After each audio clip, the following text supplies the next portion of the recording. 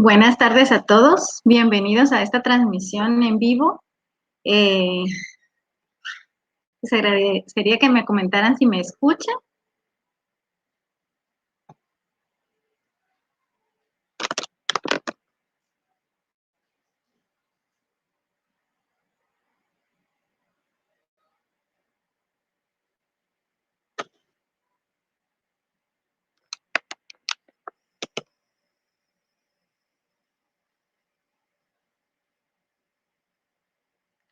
Pues es un gusto tenerlos aquí a todos presentes.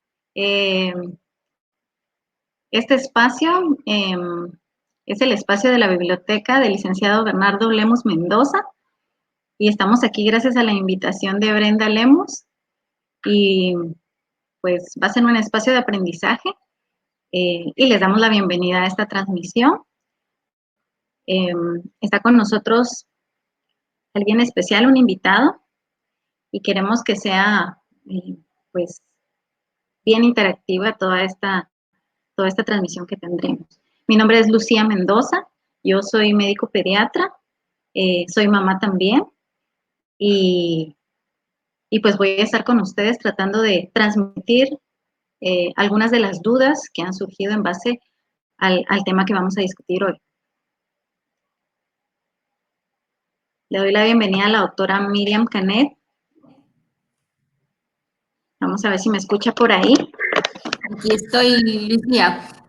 Buenas tardes a todos. La verdad es que es un gusto para mí poder compartir con ustedes un poquito de esta charla.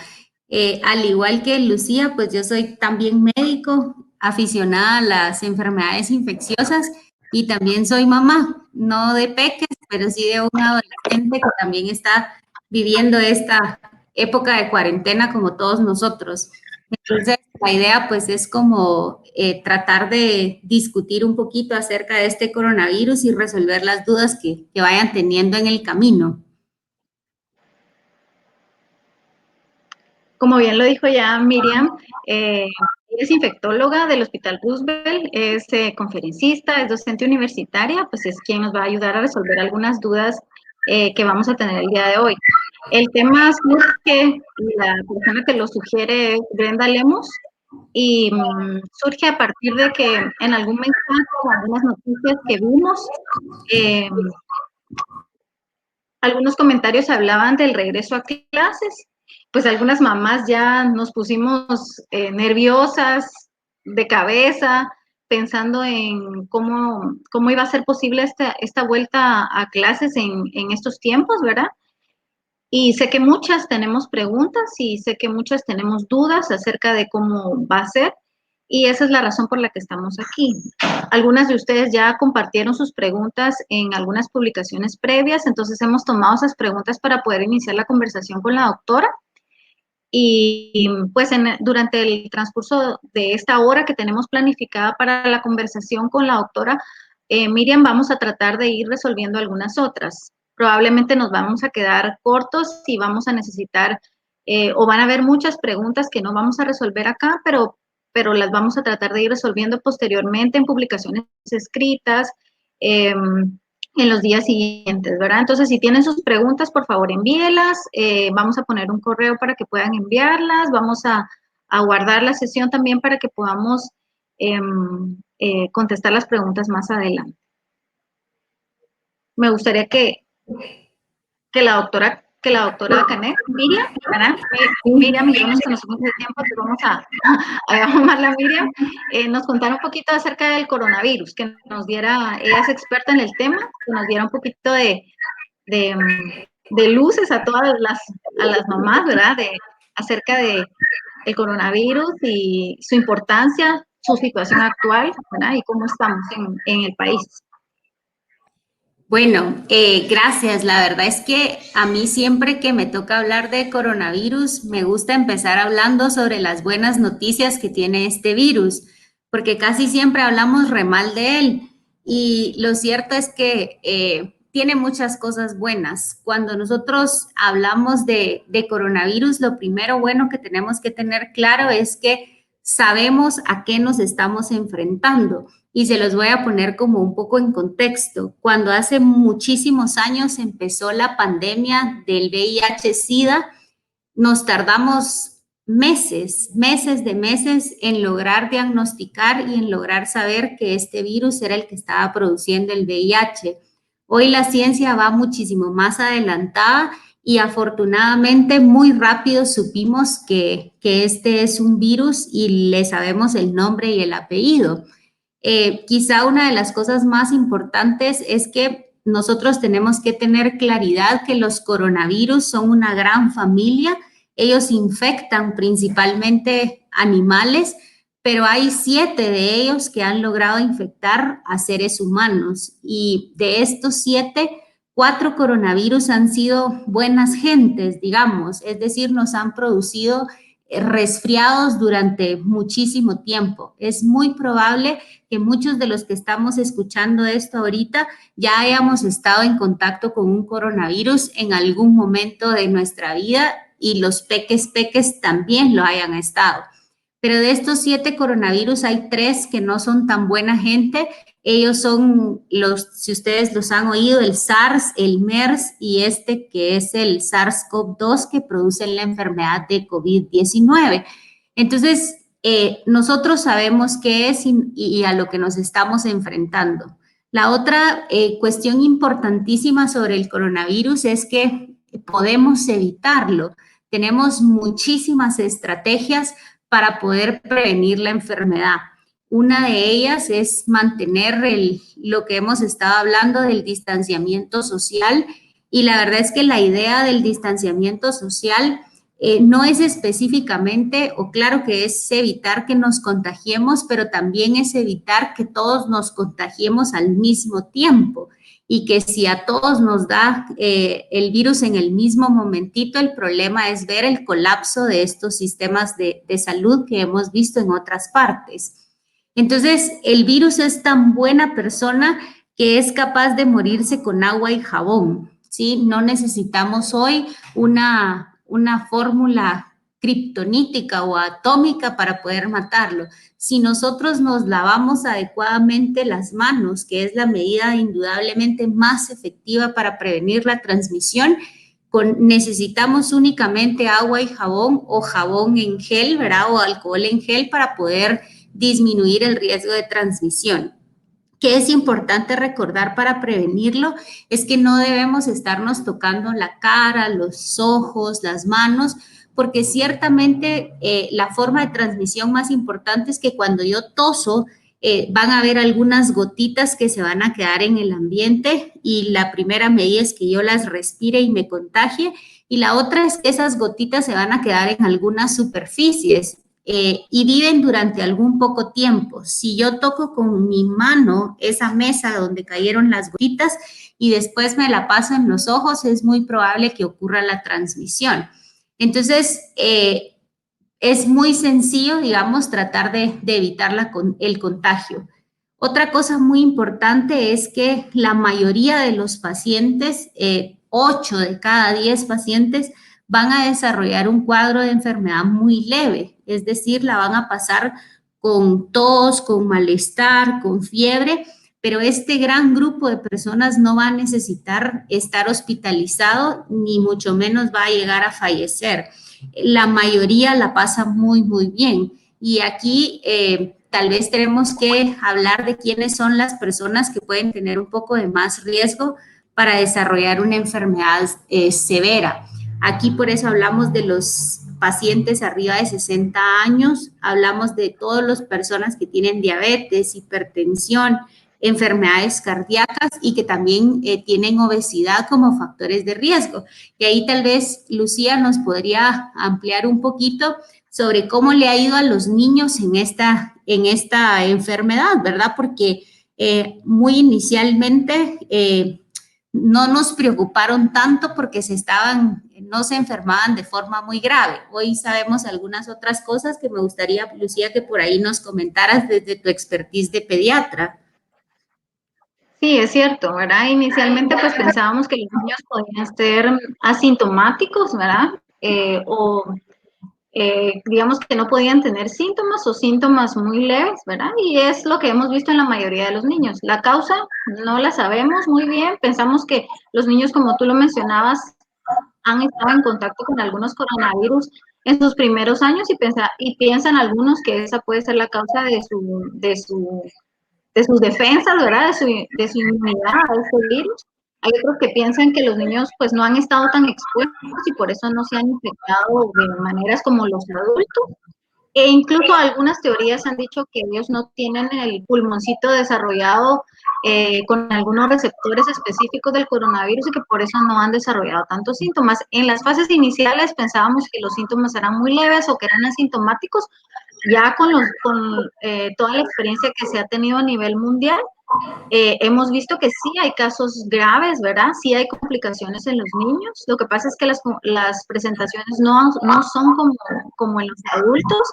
Hemos visto síntomas gastrointestinales en los niños, hemos visto algunos síndromes específicos. Hay un síndrome que se llama Kawasaki, por ejemplo, que hemos visto que se ha desarrollado en algunos niños y son formas graves. Entonces, sí, de ahí viene la importancia que también pues tenemos que cuidar a nuestros niños, aunque pareciera que no se están enfermando, pues sí hemos tenido algunos casos, ¿verdad? Sí, y eso que mencionas es bien, bien importante porque Lucía hablaba ahorita sobre que han presentado síntomas gastrointestinales y debemos de empezar a entender que la enfermedad de coronavirus, la mayoría se va a presentar con problemas pulmonares, con tos, con fiebre, pero sí que hay un buen grupo de personas adultas y niños que pueden presentar su enfermedad con náusea, con vómitos, con diarrea, y la mayoría de ellos va a empezar con estos síntomas y después va a ir a desarrollar las manifestaciones pulmonares. Entonces, ya no es solamente sinónimo de tos. Con el afán, digamos, de empezar a contestar algunas de las preguntas que mandaron, Lucía, nos preguntan con los portadores asintomáticos.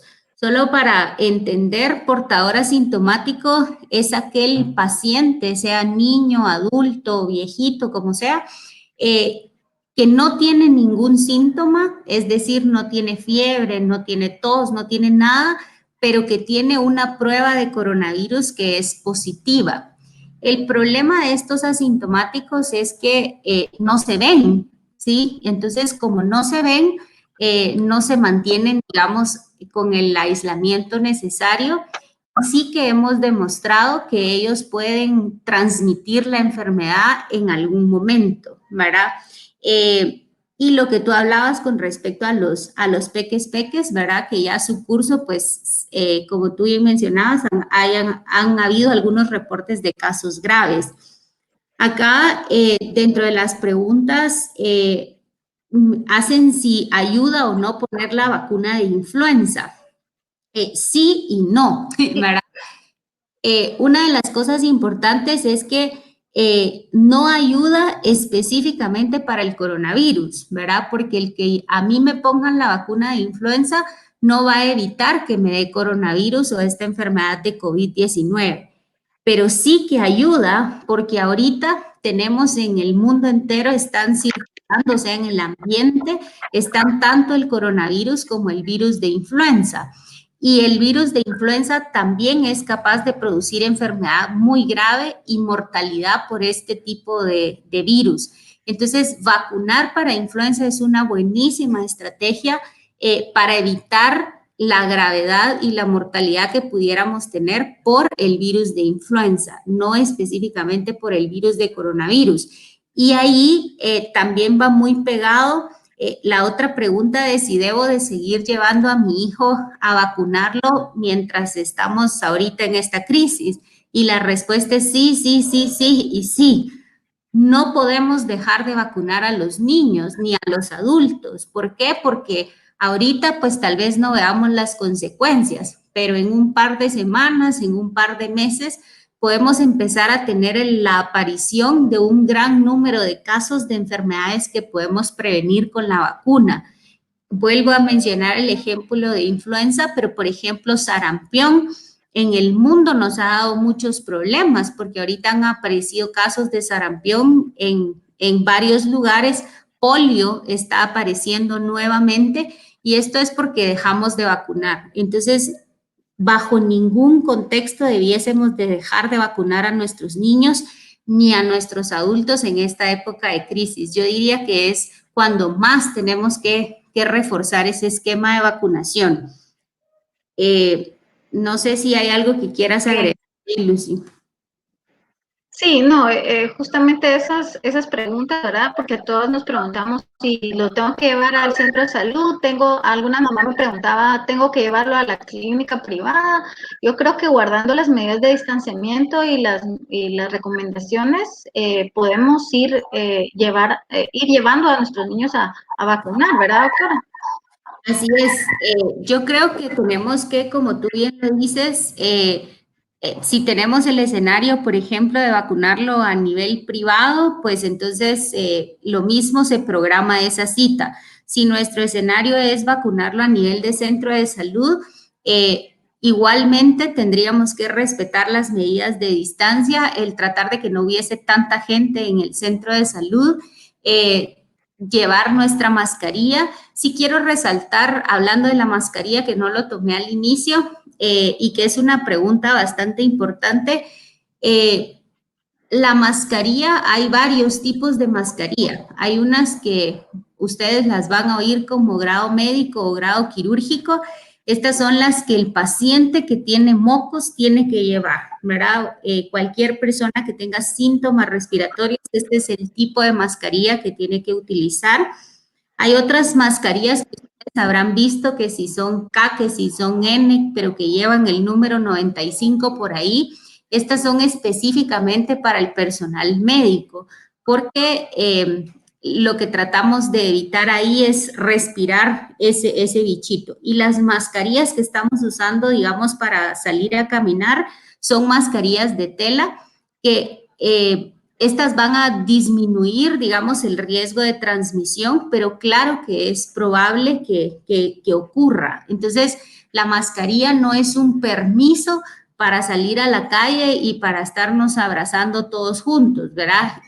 Tenemos que entender que ninguna medida de prevención por sí sola es suficiente. O sea, tenemos que lavarnos las manos y también tenemos que no tocarnos la cara y también tenemos que usar la mascarilla y no salir y tratar de hacer todo lo que se nos está diciendo porque junto sí que es una buenísima medida de prevención.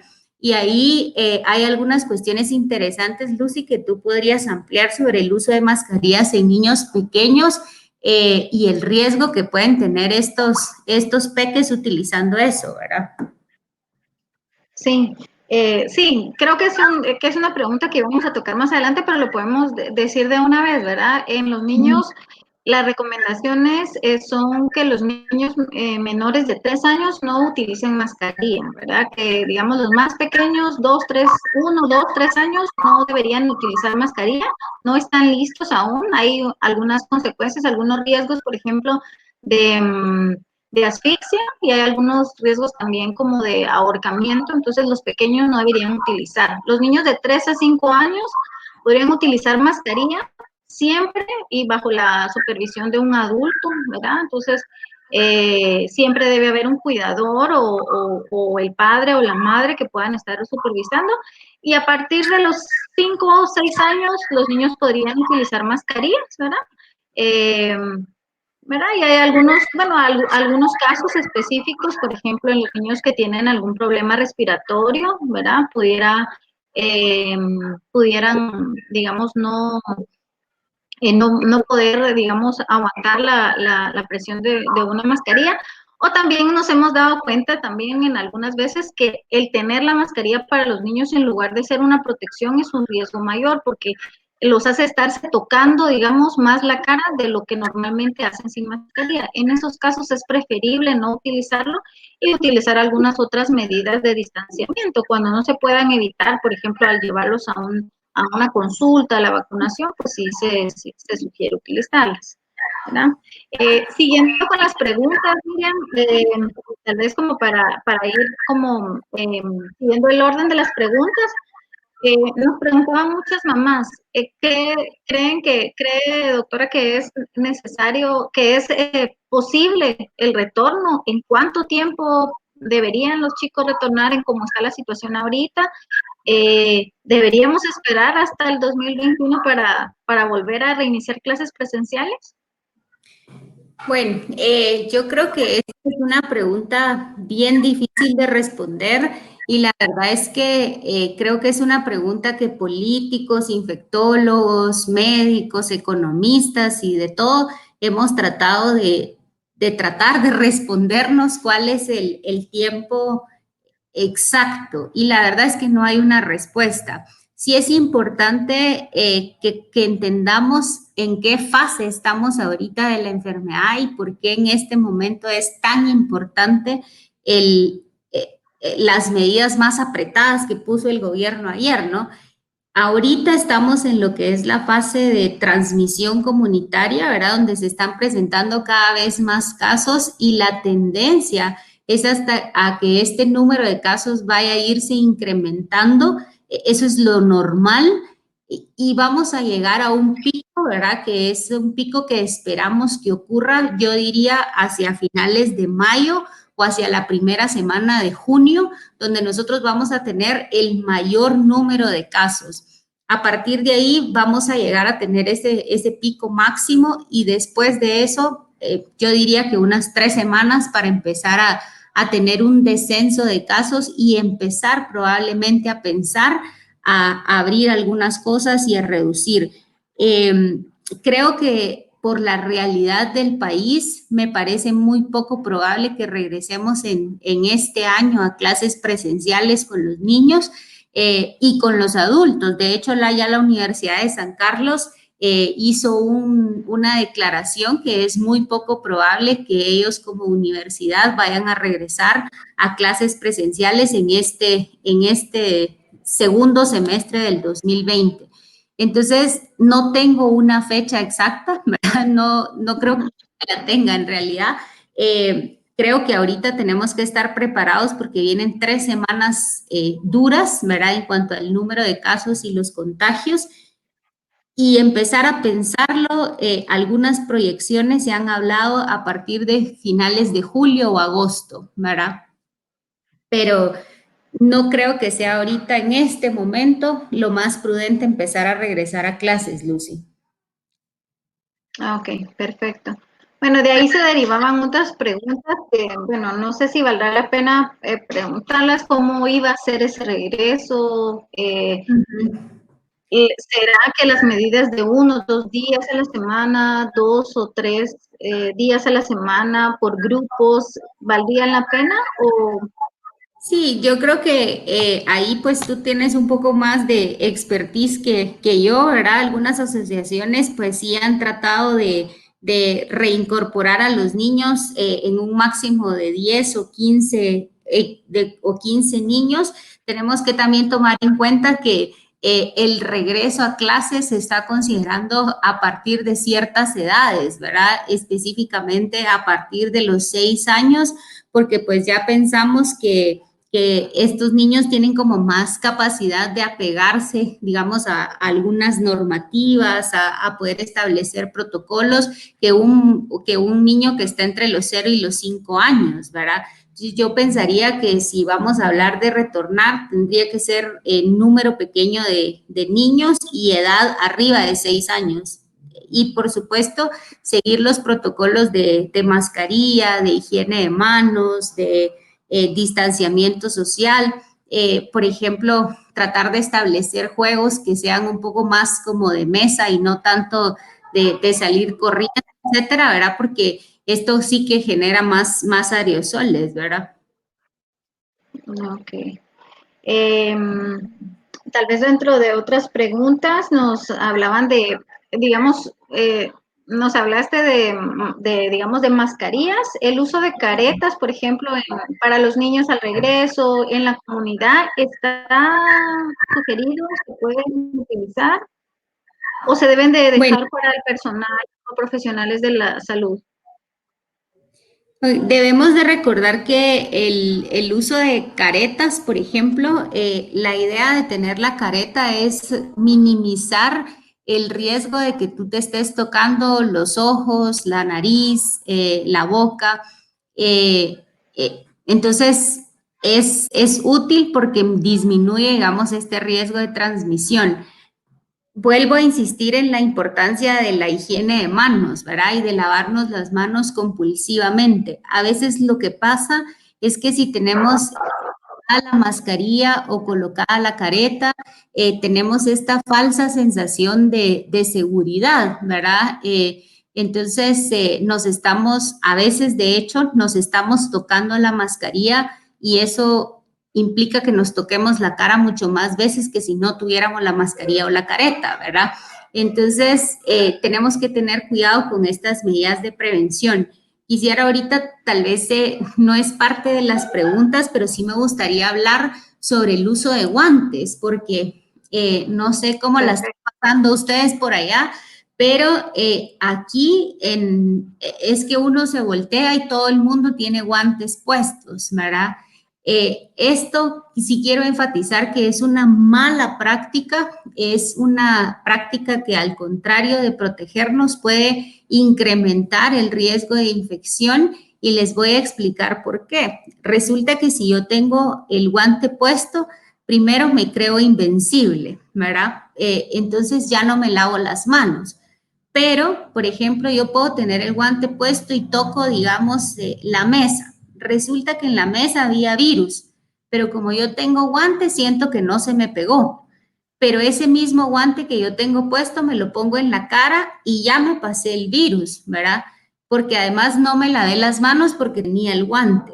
Entonces, el guante no es un medio adecuado. Si a eso le sumamos que el guante disminuye que yo me lave las manos, el guante es de un material poroso, ¿verdad?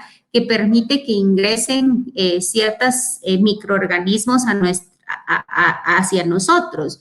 Y la otra cosa es que genera una gran humedad, ¿verdad?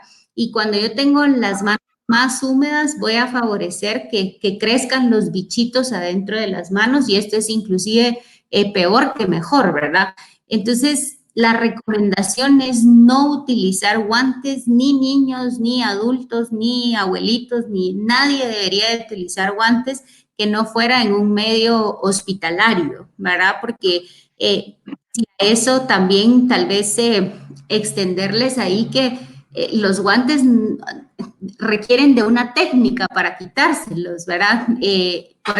Para poder quitártelos y no dejarte los bichos que están en el guante en la mano, ¿verdad? Entonces, todo esto no lo estamos sabiendo manejar y por lo tanto se vuelven más un foco de infección que de cuidado, ¿verdad? Ok, ahí me surge otra pregunta que creo que también estaba dentro de las preguntas que nos habían enviado previamente, que es la mascarilla. Hay formas, digamos, podemos usar la misma mascarilla. ¿Hay alguna forma especial de quitarla? ¿Qué cuidados tenemos que tener digamos, para utilizar la mascarilla? Esa es una excelente pregunta. Digamos, en principio, nosotros vamos a utilizar las mascarillas para andar en la comunidad. Podemos tener la tranquilidad de utilizar mascarillas de tela.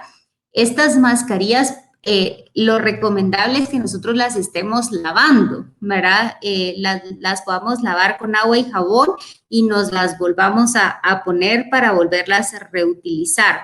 Si yo tengo una mascarilla que es reutilizable, pero que no es lavable, por ejemplo, yo puedo guardar mi mascarilla en una bolsita de papel, ¿verdad? Porque esto va a ayudar a que la mascarilla se mantenga conservada y que no guarde humedad, ¿sí? Entonces, esa sería la forma correcta. Que sí es importante hablar de las mascarillas, no se vale de ninguna manera que yo me comparta mi mascarilla, ¿verdad?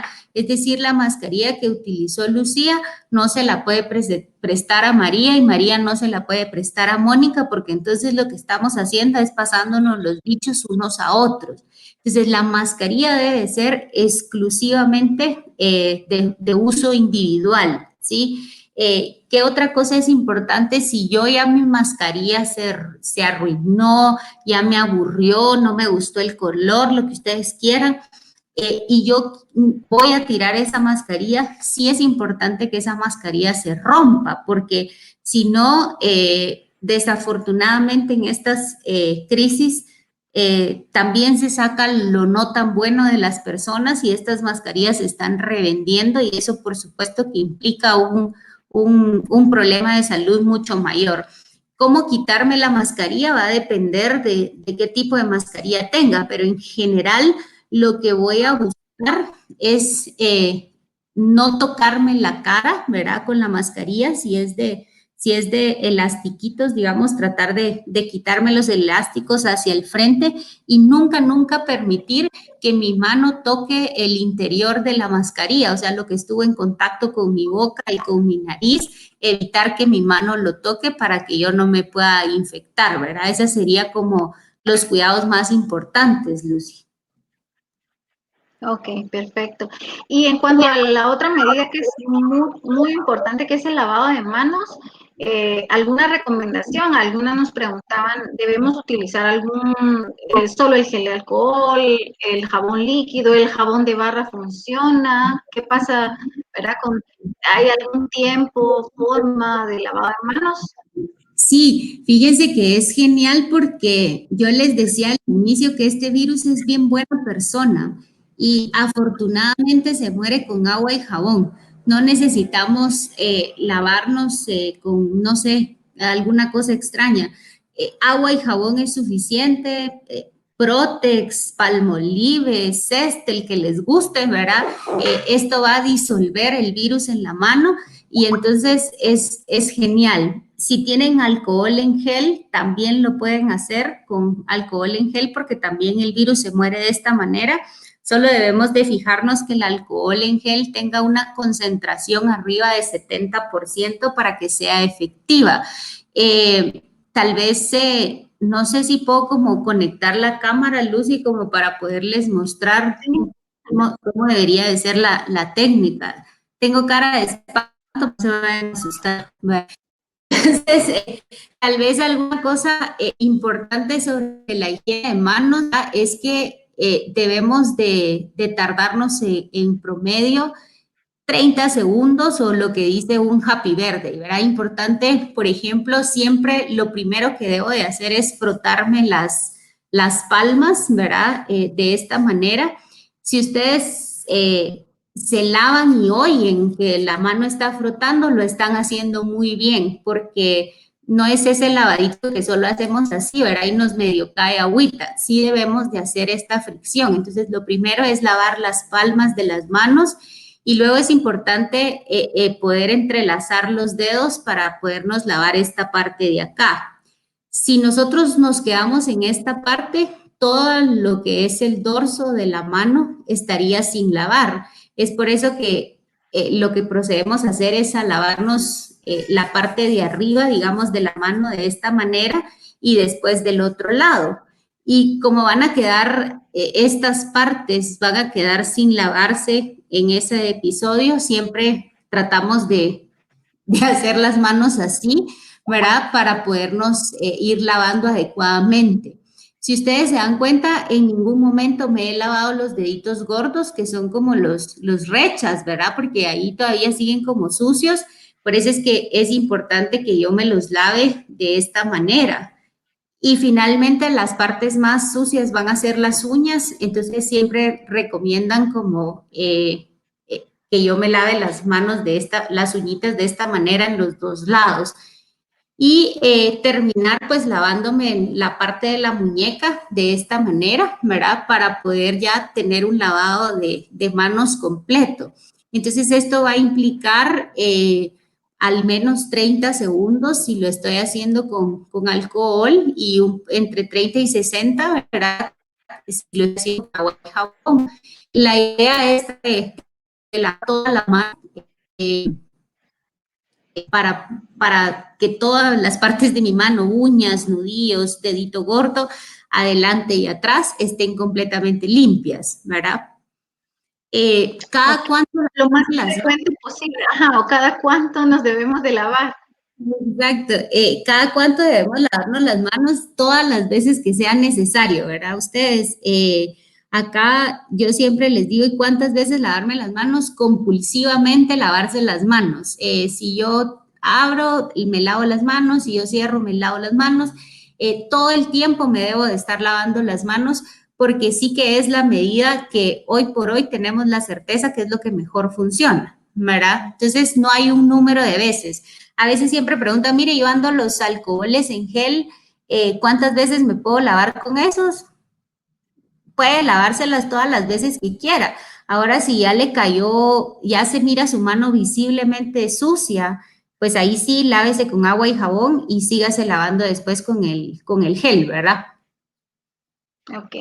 Dentro de las medidas de higiene también nos preguntaban ahorita en vivo nos están preguntando acerca de los zapatos, por ejemplo. ¿Qué hacemos con los zapatos? ¿Los dejamos en la entrada? ¿Les echamos alcohol? ¿Qué hacemos con los zapatos al entrar a la casa? ¿Qué va a pasar cuando nuestros chicos regresen del colegio? ¿Verdad? Bueno, Que les quitamos. yo creo que no quisiera decepcionarlos, pero la verdad es que estas cuestiones del pediluvio, que es el pedacito este que tenemos al entrar en la casa y le echan algunas soluciones, no sirven, ¿verdad? Y la razón por la que no sirven es porque los desinfectantes que tienen allá adentro son buenos, pero necesitan tener contacto durante un tiempo, ¿verdad? Es decir, para que un desinfectante, cualquiera que sea, ejerza su acción, necesita permanecer durante un tiempo. Entonces, por ejemplo, si es amonio cuaternario, que es lo que han estado vendiendo con mayor, a mayor escala, debería yo de pensar que tengo que estar parada en el pediluvio durante 10 minutos para que mi zapato verdaderamente se desinfecte. Entonces, esto no lo vamos a lograr, ¿verdad? Esto no lo vamos a lograr. Creo que en ese caso sería mucho más sensato no pararme sobre el prediluvio, sino pues sí puedo tener un par de zapatos afuera y un par de zapatos adentro. Eso creo que es una medida muchísimo más fácil. Sí debemos de comprender que no es que el virus esté transmitiéndose a través de los pies, ¿verdad? El virus va a entrar principalmente cuando nosotros lo respiramos o cuando nosotros tocamos alguna superficie y nos la pasamos a la nariz, ¿verdad? Entonces, creo que yo no me pagan por decir que se laven las manos, pero de verdad creo que es la medida más efectiva y creo que es mucho más barata que invertir en otras cosas, ¿verdad? Ok, nos preguntan por aquí también en el Facebook, ¿qué pasa en comunidades donde, o digamos, donde no tenemos tanto acceso a agua? Perdón, No tenemos acceso a, perdón, voy a apagar, a agua potable, perdón, Lucy, voy a ¿verdad? Que apagar la además cámara del porque si no, no jabón, tengo una buena señal. No te escuché la pregunta. nos preguntan por el Facebook, ¿qué pasa en las comunidades donde no tenemos acceso a agua todo el tiempo, ¿verdad? O que no tenemos acceso a agua y jabón. Además del alcohol en gel, ¿hay alguna otra forma de hacer el lavado o alguna otra sugerencia? Bueno, yo creo que esa es una realidad que muchos países estamos enfrentando porque la pandemia también nos viene a agarrar en medio de crisis de pobreza en toda América Latina, ¿no? Lo ideal sería poder tener los alcoholes en gel. No hay otra cosa que podamos utilizar que no sea agua y jabón o alcohol desinfectante, ¿verdad? Eh, Alcohol líquido les puede funcionar por la concentración que tiene, ¿verdad? Pero en principio creo que sería mucho más económico el poder encontrar agua y jabón de alguna manera, ¿verdad? Tal vez antes de que pasemos a otra cosa, la limpieza de las superficies, ¿verdad? Nosotros Sí. debemos de limpiar nuestros lugares de estar, ¿verdad? Los muebles, todo lo con lo que estamos con una frecuencia bastante regular. Y aquí tampoco necesitamos utilizar alguna cosa que sea demasiado así como cara, podemos utilizar el cloro, ¿verdad? El cloro es un desinfectante genial para el virus. Por eso les repito, durante toda esta parte, el virus es bien bueno, porque se muere con agua y jabón, se muere con cloro, se muere con, o sea, de verdad, muchas cosas tan difíciles, ¿verdad? Entonces, creo que si nos apegamos a la adecuada limpieza de cloro y a lavarnos las manos, podríamos ir mejorando bastantes cosas. ¿Y qué pasa con lo que viene del exterior? Cuando vienen las verduras, cuando vienen las compras, cuando vienen las tortillitas o el quintal de arroz o frijol. ¿Qué hacemos con los productos que vienen de fuera? ¿Cómo lavamos nuestras? ¿Necesitamos igual agua y jabón o necesitamos alguna otra medida extra para lo que viene de fuera, Miriam? Bueno, fíjense que ahí vuelvo a, digamos, a reforzar algunas de las medidas. No hemos logrado, no sé si ustedes supieron, ¿verdad? Pero muy al principio de esta pandemia hubo muchos de estos chistes que venían regalos de China y nadie los quería tocar por temor a que vinieran contaminados con virus en el correo o en todas estas cosas. La verdad es que no se ha demostrado la transmisión del virus a través de estos paquetes, digámosle de esta manera, ¿verdad? El virus es capaz de vivir en algunas superficies, pero no vive eternamente, ¿verdad? Es decir, tiene un tiempo de vida, va a vivir menos en las superficies que son lisas que en las superficies que son así como rugosas o porosas.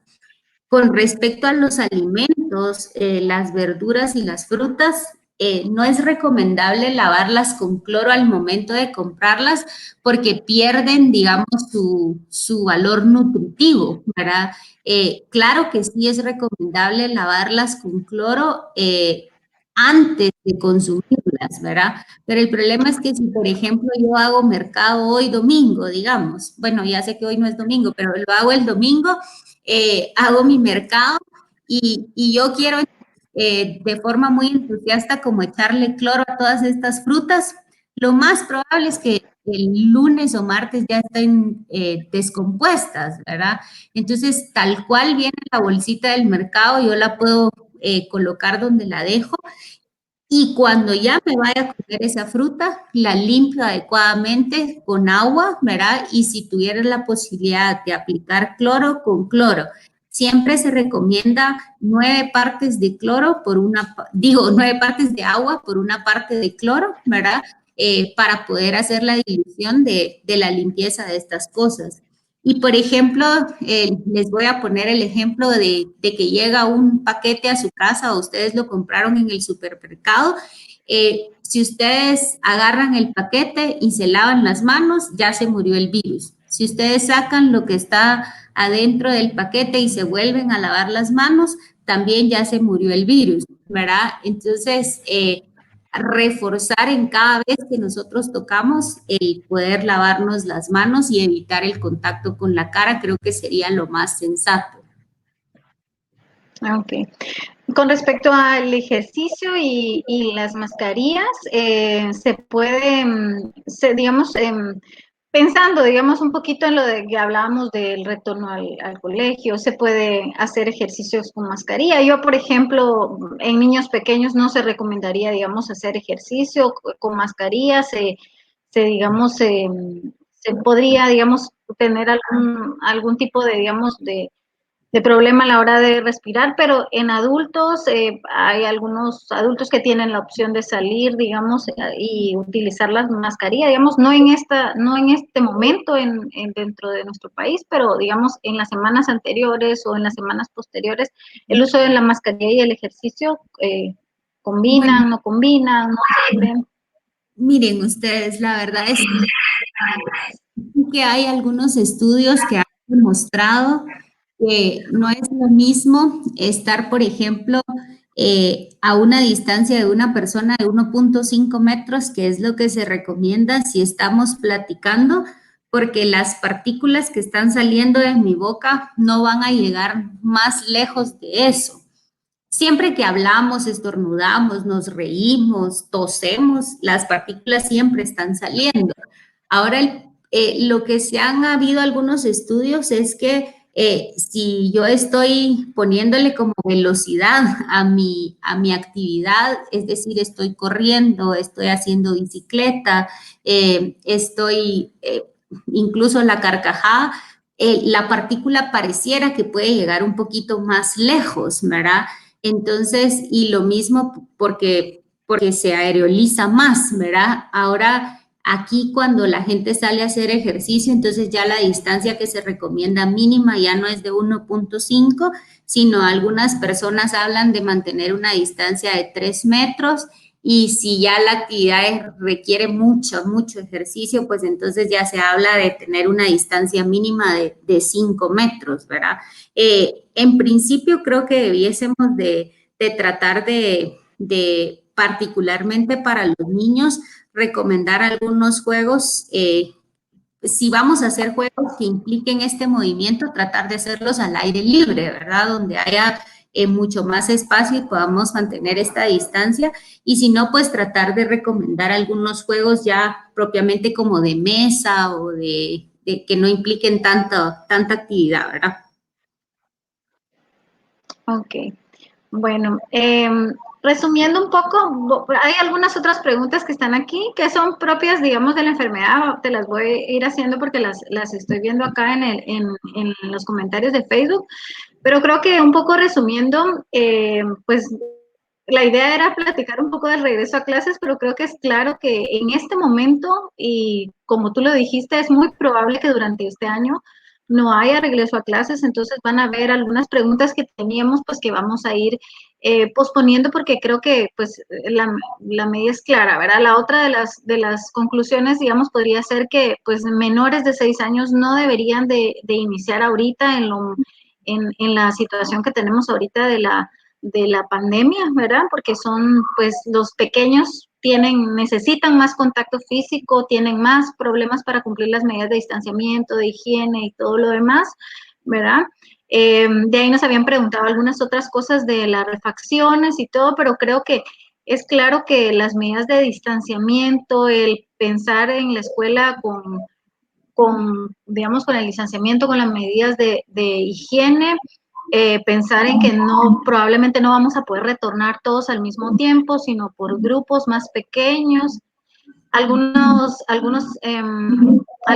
digamos, países han estado tomando las medidas de no solo utilizar la escuela, sino también utilizar bibliotecas, museos o campos al aire libre cuando ya van retornando a la escuela. Pero en general la conclusión es de que todavía no es tiempo, ¿verdad? Ahorita, y probablemente, como tú nos decías, probablemente durante este año no va a poder ser. Nos queda un poco, digamos, como para ir platicando un poquito del regreso a clases. De aquí hay otras dudas que tengo. Me preguntaban por ahí que si una persona es asintomática, siempre va a ser asintomática o en algún momento va a tener síntomas, ¿verdad? Entonces, esa pregunta la hacían por aquí, por el Facebook.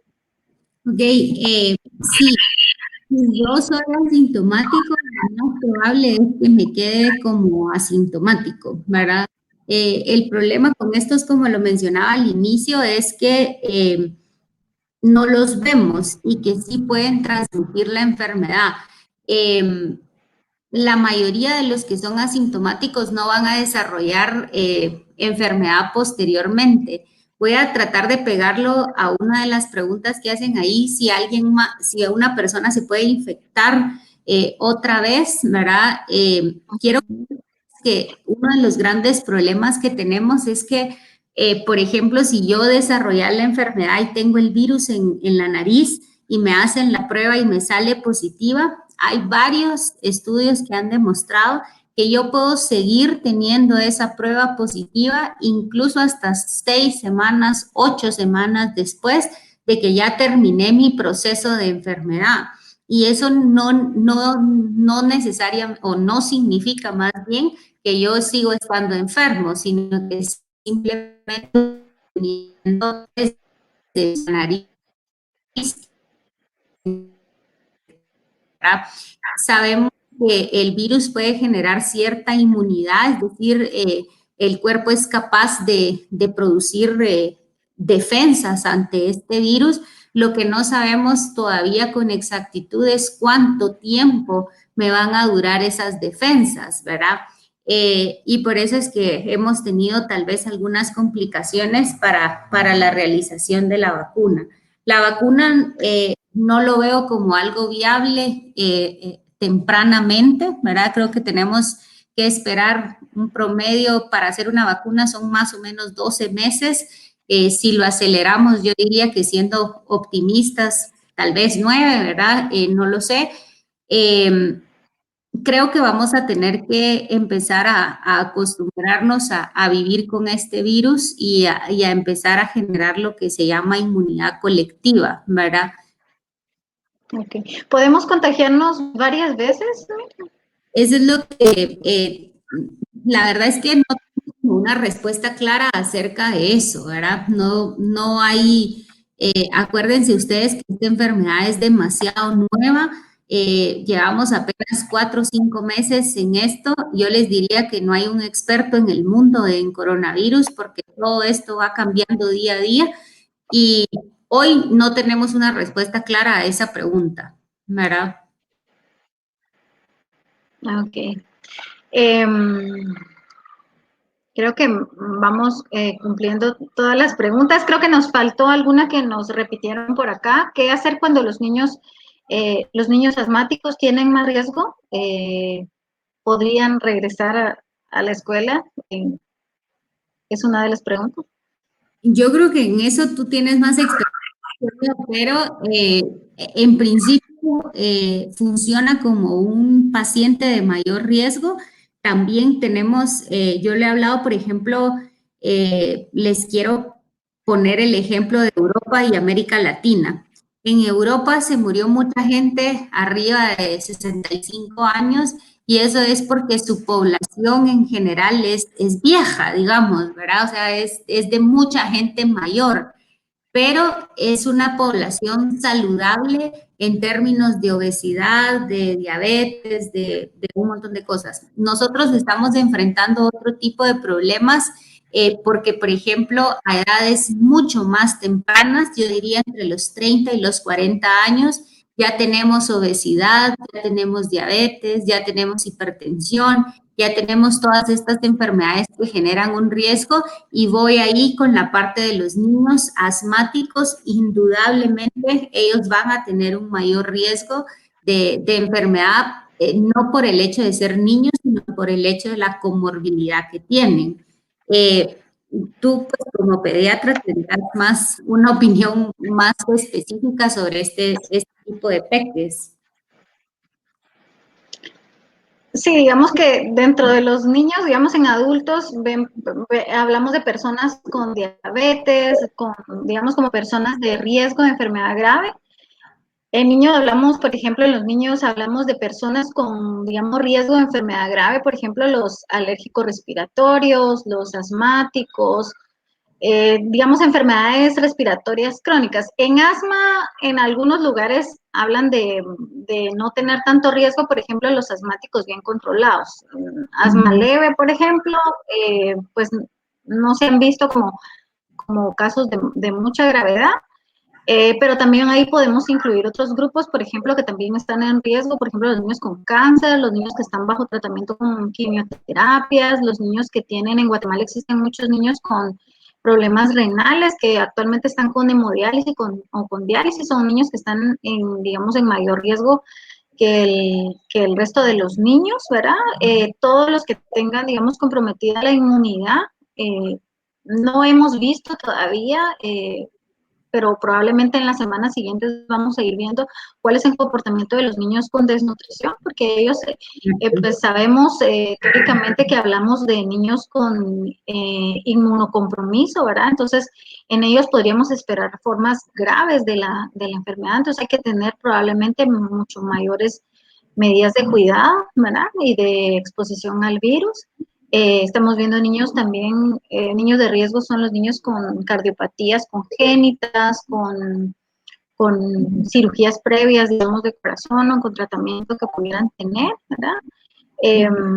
Creo que son los que más se me vienen a la mente, que son niños que debemos tener mucho más, extremar medidas de cuidado, ¿verdad? Y me parece excelente sobre la desnutrición, porque esto no sabemos, porque claramente los países que han pasado antes que nosotros por la pandemia, que son Europa y Estados Unidos, no tienen estos problemas, ¿verdad? Entonces, sí, no sé cómo nos va a ir con el punto de la desnutrición, porque lo que tú mencionabas es esto, ¿verdad? Que estos niños van a tener su sistema de defensa más débil, ¿verdad? Sí, también, por ejemplo, no sé, bueno, yo en ese campo no tengo, pero también hablamos de niños con VIH, ¿verdad? O SIDA, que también estarían en este grupo de riesgo, ¿verdad? Que creo que ahí tú eres la que tiene más experiencia, ¿verdad? Tal vez no en niños, pero en... HIV en general es interesante porque no pareciera que les va tan mal, ¿verdad? Como, digamos, ha sido con otras poblaciones que ya hemos mencionado. Algunos pacientes que ya están en estado de HIV avanzado o en estadios severos de la enfermedad, pues sí podrían tener un mayor riesgo, pero sí no, en realidad cómo es el comportamiento de la nutrición específicamente, ¿verdad? Ok. Bueno, Miriam, creo que vamos cerrando las preguntas. Creo que hemos tratado de completar algunas que nos habían hecho, algunas otras hemos tratado de hacer una conclusión. No sé si tú quieres agregar algo, ¿verdad? Nosotros estamos, pues, la biblioteca se desarrolla en Purulá, que es en donde está, y pues a esta comunidad y a la comunidad amiga de la biblioteca del licenciado Bernardo Lemos es a quien más pues dirigíamos, pero sabemos que hay otros invitados aquí en la charla, pero no sé si tú quieres agregar algo más para ir cerrando la hora Pues de sí, preguntas. Y aquí abajo tenemos el correo. Si tienen más preguntas, las pueden enviar al Facebook de la biblioteca o también a este correo. Y posteriormente, en los días posteriores, podemos ir también consultando con la doctora para ir contestando algunas otras preguntas que surjan a quienes no vieron la transmisión en vivo y la van a ver posteriormente. sí, gracias Lucy. La verdad es que estos espacios son muy valiosos. Yo felicito tu iniciativa y la de la gente con la que estás, porque es de verdad valioso que nos informemos. Sí, también quisiera tocar un tema en el cual no soy experta, pero que sé que muchos hemos pasado por esto y es el manejo de la ansiedad y el temor.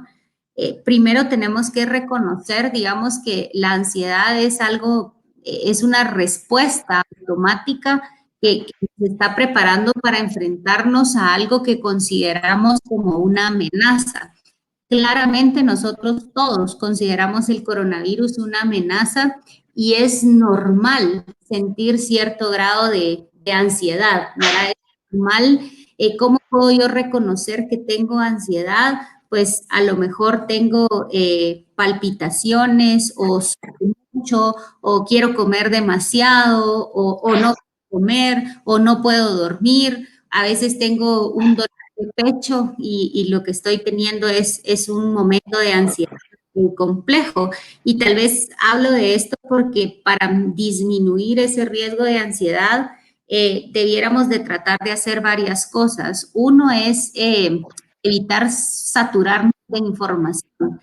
Hay personas que de verdad pasan 24 horas metidas en redes sociales o en el radio o en donde quieran escuchando de coronavirus y eso indudablemente nos genera muchísima más ansiedad. Entonces, tratar de tener información al menos solo una vez al día o dos, tratar de que la información que estoy recibiendo sea la correcta, porque desafortunadamente un mensaje que es válido en información le dan como 5 likes, pero si me invento, no sé, algo con mucha mentira, a veces ni siquiera escuchamos el mensaje y lo compartimos y nos reímos, y está bien, pero tenemos que tener cuidado con que la información que estemos escuchando sea válida. De hecho, muchas de las dudas surgieron hoy por esta posible sospecha de que regresáramos a clases cuando la realidad que estamos viviendo es totalmente desconocida, ¿verdad? Importante mantenernos en contacto en estos grupos que ustedes están haciendo. Muchos de nosotros perdimos nuestras rutinas y tal vez hay que crear nuevas rutinas, ¿verdad? Tratar de hacer nuevas cosas, ejercitarnos un poco en casa en la medida de lo posible. Tratar de comer bien es importante porque esto ayuda también al sistema inmunológico, ¿verdad? El sistema de defensas. Entonces, creo que tenemos que tener todas estas estrategias y démonos permiso de sentirnos mal, o sea, se vale, créanme, por Dios que yo cuando veo estos mensajes en las redes de que los médicos somos héroes, de verdad, no somos tan héroes, tenemos los mismos miedos, las mismas dudas, también tenemos miedo de infectarnos, también tenemos miedo de que nuestra familia se infecte y se vale sentir eso, ¿verdad? Lo que no se vale es sentirlo todo el día, entonces dejen un permiso para poderlo sentir y sobre todo creo que a mí sí me gusta mucho resaltar siempre este permiso de dar gracias, ¿verdad? De tener esa constante, de ser agradecidos y por lo menos en la mañana o en la noche, independientemente de las creencias, poder decir 3 cosas gracias y nos vamos a sorprender muchísimo más. Yo les he hablado que el virus es re buena gente, estamos mejor preparados que antes para recibir una pandemia como esta. Vienen tiempos difíciles, eso es indudable, pero creo que todos podemos ayudar desde donde estamos. No necesitan ser los médicos que estén en la línea atendiendo pacientes para ayudar a tratar esto, porque la mejor ayuda que pueden hacer es quedarse en la casa si no tienen que salir y apegarse a las medidas de prevención, que indudablemente son muy importantes, ¿verdad? Entonces, nada, gracias. Ya me extendí un poco en el final, pero creo que es importante. No, muchas gracias. Te agradezco personalmente y te agradezco en nombre también de la biblioteca y de toda la organización el que nos hayas acompañado. Realmente yo agradezco mucho todos los consejos. Yo he aprendido mucho acá, ¿verdad? Y pues esperamos poder contar contigo en algún otro momento y te agradezco mucho. La verdad es que el mensaje muy claro y pues muchas gracias por toda la información que nos has dado y por aceptar nuestra invitación, apartar el tiempo, revisar nuestras preguntas, ¿verdad? Todo eso para nosotros es muy valioso y para nuestra comunidad también es muy importante, ¿verdad? Y te lo agradecemos, no podemos pagarlo con otra manera que dando las gracias como tú lo dijiste y pues sí, ¿verdad? Esperamos poder contar contigo en algún otro tema que más adelante se viene, ¿verdad? Y a todos los que nos acompañaron en la transmisión, muchas gracias, gracias por su participación, gracias por acompañarnos y si tienen dudas, déjenlas en los comentarios y si pueden utilizar también el correo y gracias por acompañarnos. Espero que haya sido de utilidad todo lo que platicamos hoy con Miriam. Ahí estamos. Gracias, Lucy. Gracias a todos. Buenas tardes a todos.